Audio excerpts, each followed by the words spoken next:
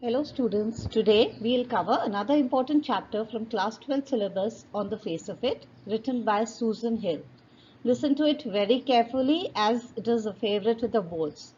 At least one question is being asked every year from the boards from this particular chapter. We shall be covering various characters of the chapter, theme, detailed line by line explanation and the theme of the chapter. Now there are two main characters in this particular story. First is Derry. Derry is a 14-year-old boy. He's complex stricken because when he was young, the left side of face got burned because acid fell on it. Now he holds a lot of grudge against this and he doesn't have any friends. His attitude changes when he enters Mr. Lamb's garden. Mr. Lamb is an old man. He has a thin leg because one of his leg got blown in the war, but he's full of positivity. After meeting Derry, Mr. Lamb instills his positivity into Derek, and Derek is a changed man altogether. A small role is played by Derry's mother. Derry's mother doesn't understand Derry at all. So as we proceed, basically the theme of this chapter is, it is penned down by Susan Hill. It's about the friendship between a young boy, Derry, and an old man, Mr. Lamb. Because of his facial scar, Derry, a 14-year-old adolescent, is very upset and feels that people do not want to associate with him. Thus, he develops a sort of inferiority complex and shuts himself within his self-imposed confinement from the outer world. When he meets Mr. Lamb, the latter puts him to ease and advises him to live life to the fullest and avoid bitterness. Mr. Lamb has a more cheerful and optimistic approach to life. He counsels him to ignore people's comments and hear only those things that are worth hearing. His encouraging words redeem Derry's confidence and help him to dispel all his bitterness. Mr. Lamb's views on beauty, his concept of the world and friendship made Derry embrace life with open arms. Derry was moved by Mr. Lamb's attitude and spirit. From a shy, bitter, and complex lad, he transformed into a mature and confident being. Now, coming to the detailed explanation, it's going to be almost line by line, so listen to it very carefully. The story begins with Derry, a young boy of 14, entering an apple garden hesitantly by climbing its wall. When he comes out of the bushes, he is surprised to hear Mr. Lamb talking to him. Mr. Lamb warns him about the crab apple that usually fell in the long grass from the tree above. If Derry would not be careful while walking through the grass, he could trip over them and get hurt. Jerry said that he didn't know that someone was present in the garden. He thought it to be empty, and even the house adjacent seemed empty to him. Mr. Lamb reasons by saying that the house was indeed empty as he was out in the garden. He also asked him not to be afraid, that he wanted to leave the place. Mr. Lamb tried to stop him and said that there was no need to leave the garden just because of him. Jerry told him that he was not afraid of anyone, rather people were afraid of him. Jerry said that people got scared on seeing his face. Some considered it bad or ugly, while some even took pity on him. He added that they were even fake. Actually, they all were afraid of his face. Then he told him that acid had burned half of his face and that it would never get cured. Mr. Lamb disagreed and said he had many plants in his garden. All of them were green in color. It was about how people perceived them to be, herbs or weeds. In reality, they all were same, just like Derry had himself. Lamb told him that there was no difference between him and as he was young and Mr. Lamb was old. He had a burnt face while Mr. Lamb had a thin leg. He wondered why people gave a lot of importance to flowering plants rather than just normal weeds. They are both created by God. Derry asked him the reason behind his thin leg. He replied that it got damaged in war many years ago. Kids teased him by calling him Lamey Lamb. Now, lame means somebody who has lost a leg. They say when in Hindi we call it langda. So Lamey Lamb, that is what people used to call him. Derry said that he could cover his thin leg with his trousers so that no one could see it. But his scar on the face was always visible and could never be hidden. Mr. Lamb replied that all the things were related to each other. Just like beauty is related to the beast, that is, a beautiful creation is related to ugliness. He reasons that a handsome man is the one who does something good rather than one who looks good. They replied that Beauty loved the Beast for who he was and kissed him, which turned the Beast into a handsome prince. He wouldn't have changed if she hadn't kissed him, but then he sighed that he won't change as no one would kiss him ever because of his face. Even his mother kissed him on the good side of his face and he despised it. Derry then questioned Mr. Lamb whether his leg got hurt. Lamb replied that the tin didn't hurt. It never pained. Derry asked him if he suffered pain when he lost his leg.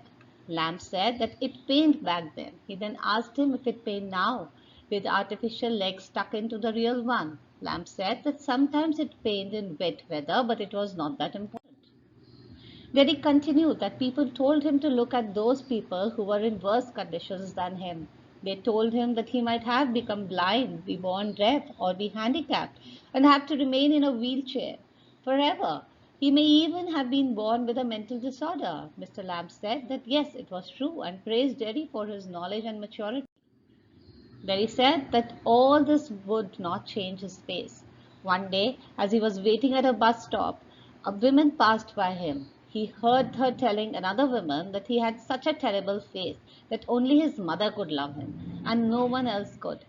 Mr. Lamb asked if that was the only thing he had heard in his entire life and suggested him to shut his ears to all the negative comments and ignore them. Mr. Lamb said that he liked to talk and also liked the company of others. He also told him that he could leave if he wanted to. Derry did not leave, and he seemed unsure of it. Mr. Lamb further added that many people consider the buzzing sound of the bees to be a noise, but for him it was humming, that is, a song sung by the bees. So it all depended on one's perception. Derry confessed that he had liked the place from outside and so had entered the garden. Mr. Lamb questioned that would he have entered had he seen Mr. Lamb, to which Derry replied in the negative. Derry said that he did not like going near people, as they got afraid of him and stared at him. Mr. Lamb suggested that he could lock himself in a room forever. He then narrated a story about the man who locked himself in his room as he was afraid of everything. The man thought that if he went out, he would meet with an accident, or he would catch infection from someone, or a donkey would kick him to death, or he could be struck by lightning, or he may die because the girl whom he loved may leave him, or he may even slip off a banana and people would laugh at him. Hence, in order to safeguard himself from all such incidents, he locked himself in his room. One day, while he was sitting in his room, a picture fell on his head and he died. This is a very valuable lesson. If we keep on thinking negative, then surely calamity strikes us. So we must have an optimistic attitude. The story truly amused Derry. Derry asked what Mr. Lamb did all day. He replied that he sat in the sun reading books. He said that the house was full of books.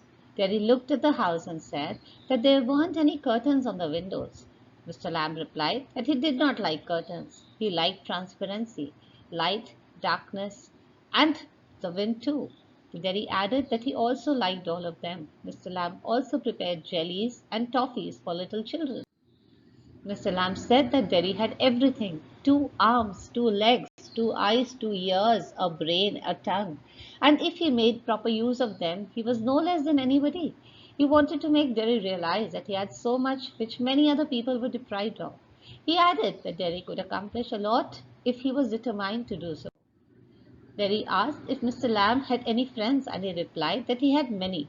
Derry further said that till he lay alone in such a big house, Mr. Lamb said that everyone was his friend.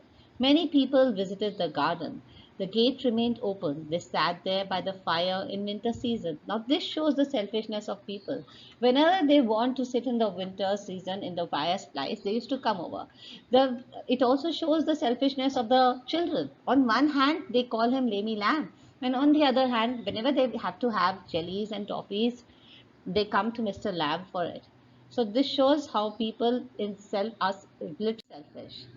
Kids come to pick apples and pears and to take the jellies and toffees made by him. Derry said that he wasn't a friend of Mr. Lamb and that they did not know each other well to become friends. Mr. Lamb argued that he did not need Derry's particulars before becoming friends with him. Mr. Lamb said that if he wished, he could tell him his name. Derry replied that his name was Derek, but he disliked it and wanted to be called Derry instead.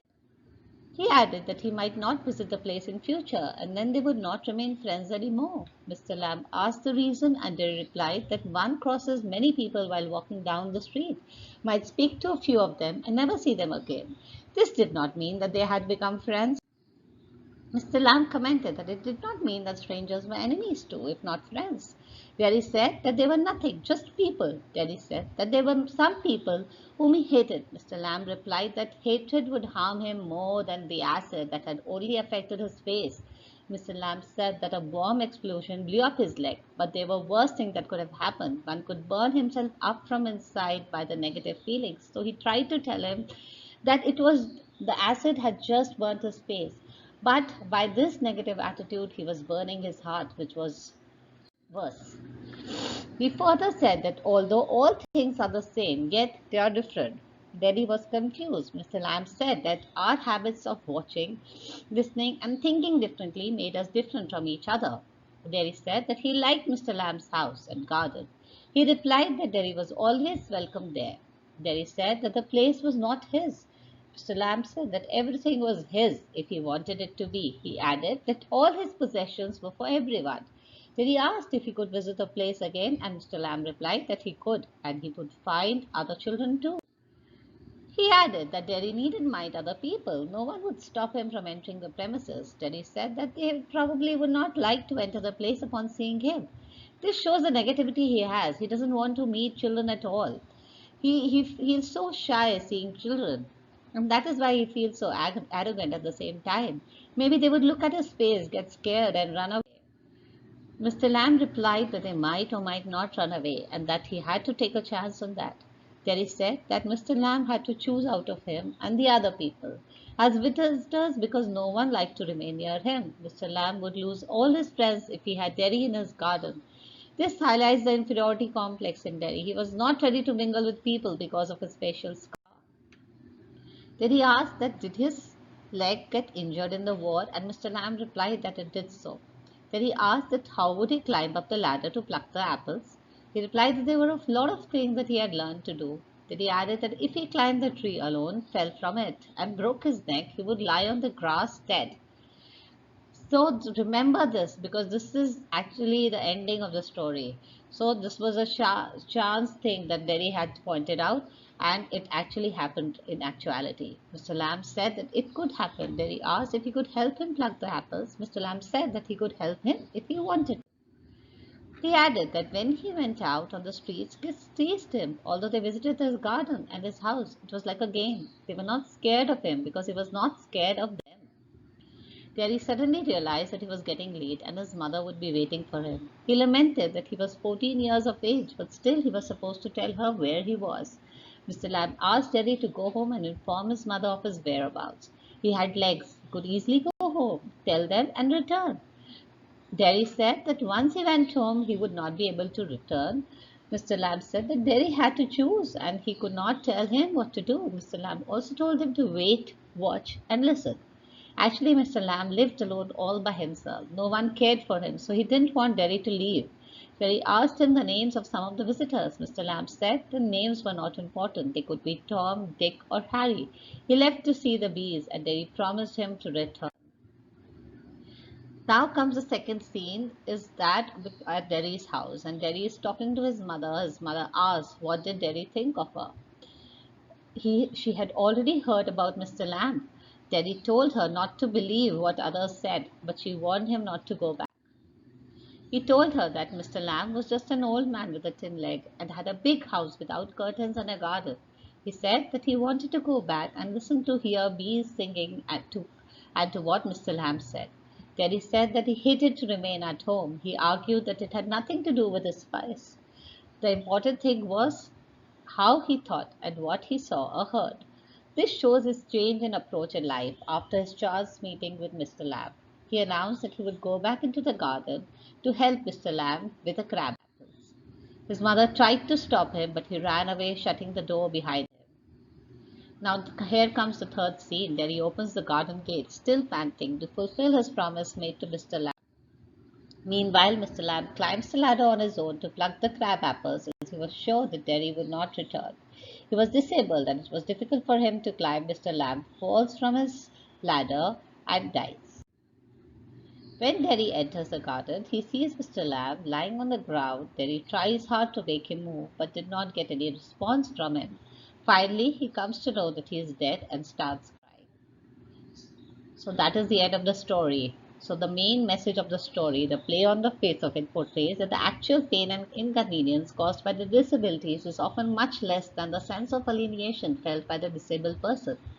Like in the story, to overcome his loneliness and disappointment, Mr. Lamb sits in the sun and reads books. His garden gate and heart is open for the people. Yet he also suffers from severe negative complexes because of his burnt face. He becomes a pessimistic loner as people get scared of him and stay away from him. So he indulges in self pity and is always suspicious of the intention of others. His anger and frustration makes him withdrawn. Mr. Lamb, on the other hand, is a loner who craves for company and acceptance. He enjoys people and the buzzing of the bees in the garden. He feels lonely and withdrawn. Derry and Mr. Lamb's physical disabilities cause pain and suffering not only to their body but also to their mind and soul. The play deals with loss and sense of loneliness and how we must tackle it. It also deals with the consequences of physical impairment on a person's emotions. People need love and not pity. This theme has been brought out through the attitude of Mr. Lamb, who draws Derry out of his shell. He tells Derry that acid only burns the face, but isolation and withdrawing from the world consumes the whole being. Cribbing over our impairments does not lead us anywhere. Hence, we must be optimistic. Okay, children, happy learning.